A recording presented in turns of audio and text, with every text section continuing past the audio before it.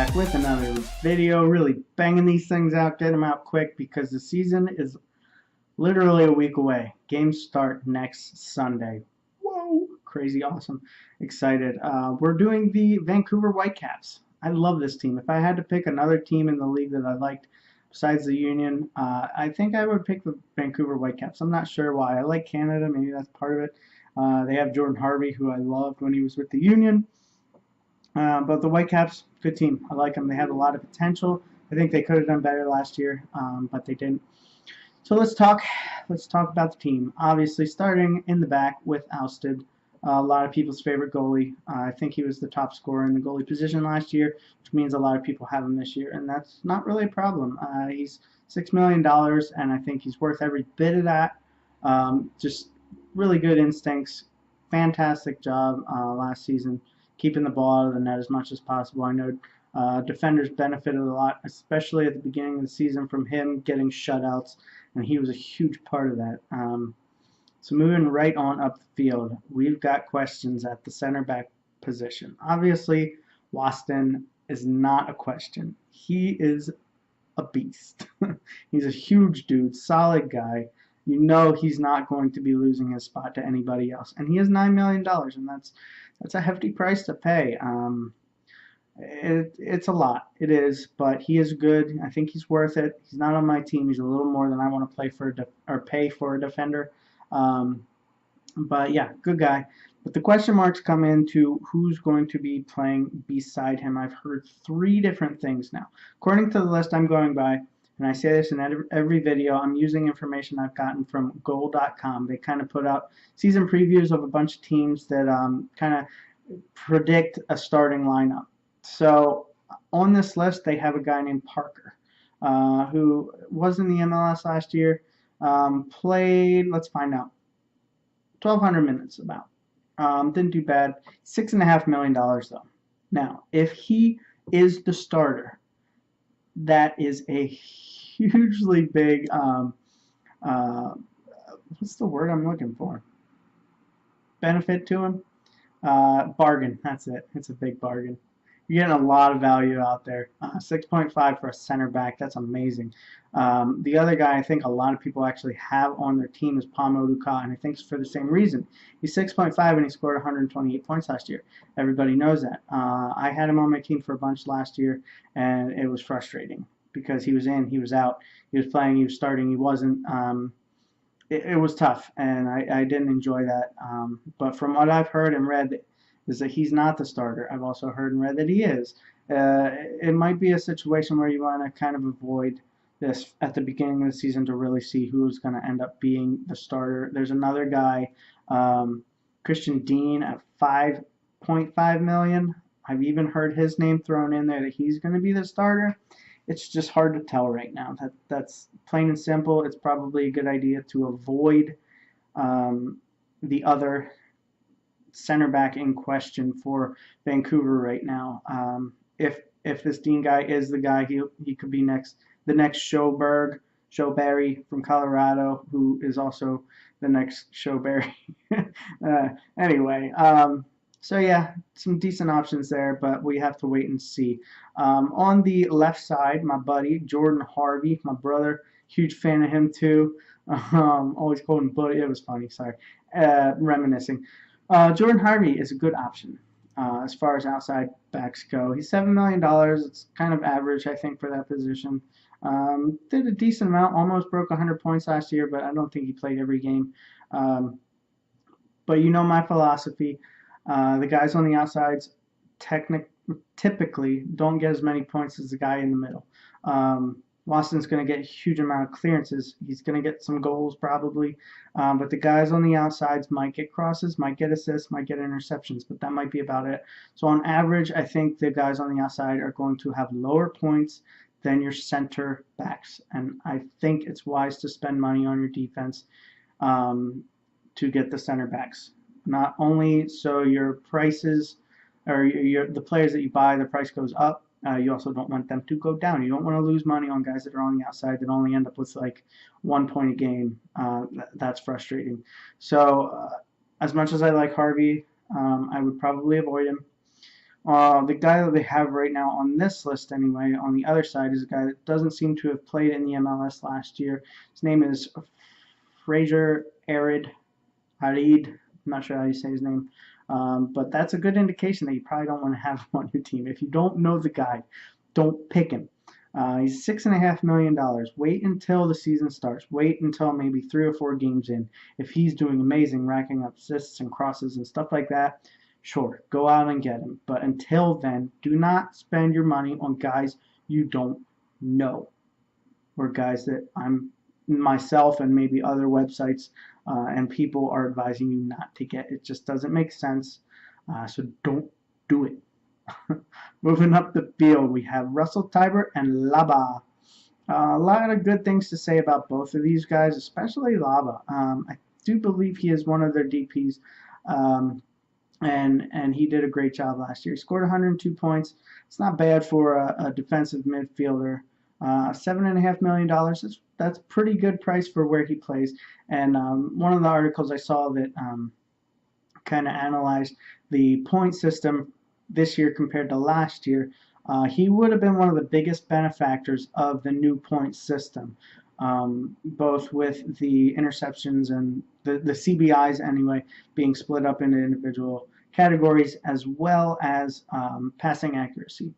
So he is definitely a good option. I think he's going to get more points than he did last year for sure. Russell Teibert didn't start often, I don't think, last year. I know I had him the year before, and I liked having him a lot. I thought he was really good. I think he gets called up to the Canadian national team every once in a while. But he's a good player. I hope he starts. I hope he does well this year. I have high hopes for him. So he is, what is he? He is $7.5 million as well. I think between the two of them, Teibert's a little more offensive-minded. Lava's a little more defense. So Lava will probably end up having to take a few cards for penalties, strategical fouls, stuff like that. But between the two of them, not a problem. If you have either of them, I don't have either of them. But wait until the season starts, see how they do. If you want to pick them up, do it.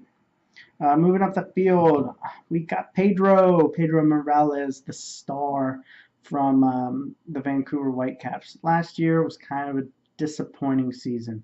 There was a ton of hype before the season started for Vancouver and how good Pedro is, and he is good. I agree. He's amazing. Plays one of the best long balls in the game, really, especially in the MLS. So Pedro Morales is $10.5 million.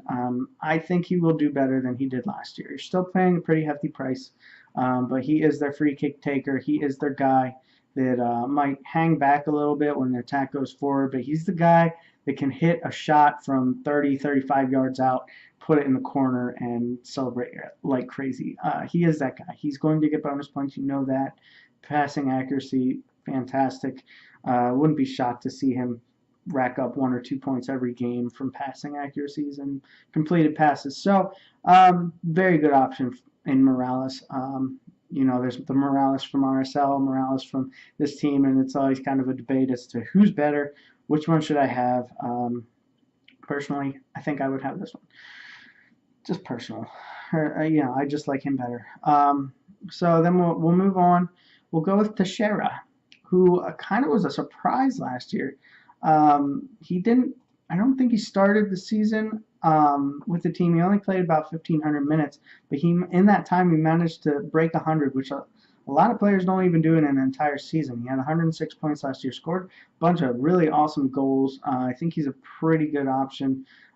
$8.5 million. It's not bad. Not bad for more. He's more of a winger, but he's not a huge guy either. But he has a way about him that gets some goals, gets some points. Pretty good option. I will say that. On the right side right now, it looks like they have Bolanos, who was not with the MLS last year. He has no points recorded in his previous season's category. So he's $8 million. As I always say, with guys that you don't know or are new to the MLS, avoid him for now. Keep him on your radar. Check in a couple games, maybe 3 or 4 games into the season, see if he's done anything.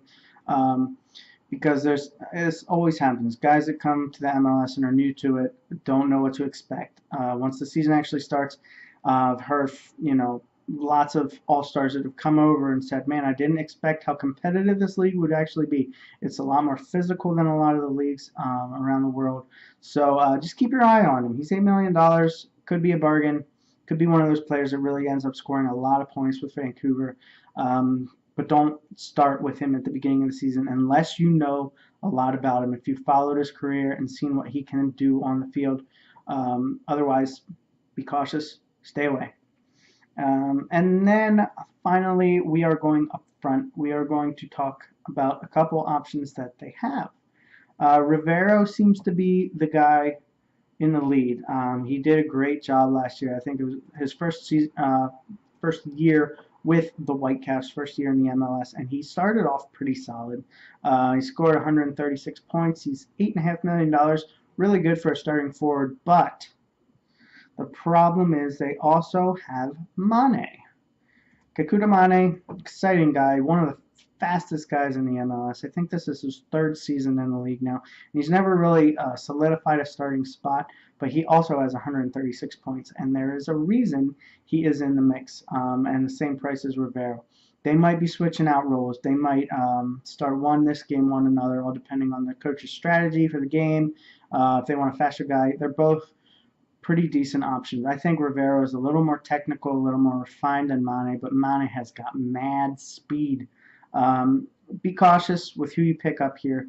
You know they also have guys like Maddox, and seems to be a guy named Kudo that's fairly decent price for a guy that hasn't played in the MLS yet.